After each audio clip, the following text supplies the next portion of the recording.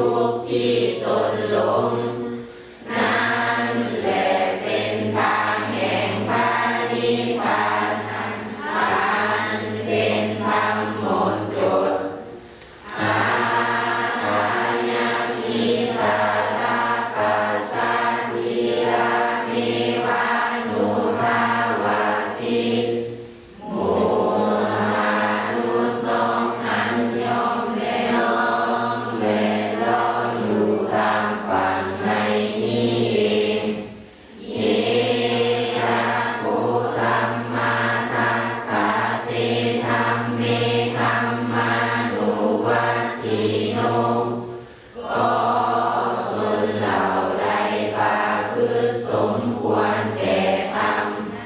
ในธรรมที่ตรัสไว้ชอบแล้วข้ามพ้นบ่วงแห่งความตายที่ข้ามได้ยากนักการหังธัมมังวิปาหายาสุขังภาเว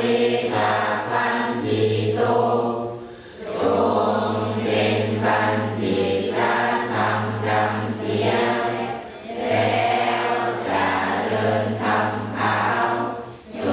งมาถึงที่บ่มีน้ำจา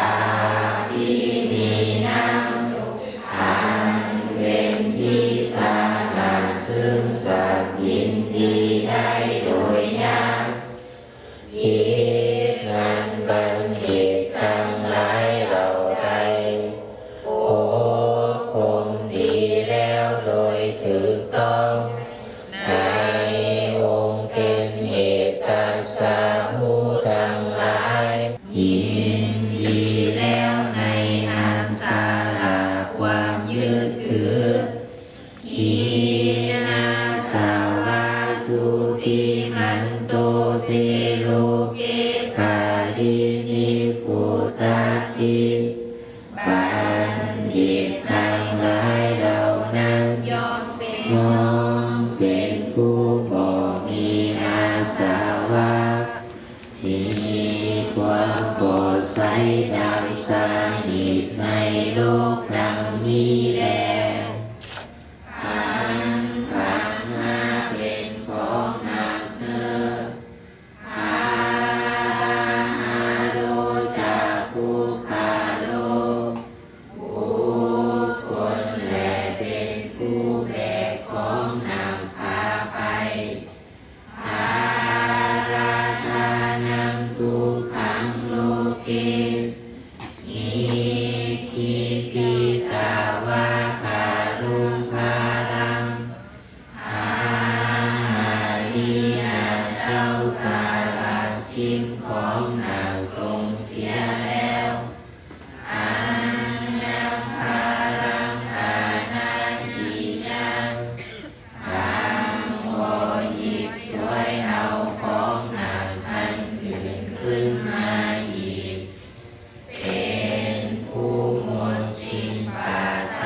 นารักษานิจบ่มีส่วนเหลือมันทานันติปา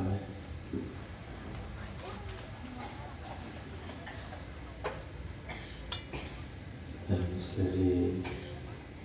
ยายืนนอยายืนนอยายืนนอ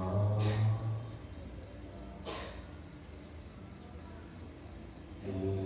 นสองสามสี่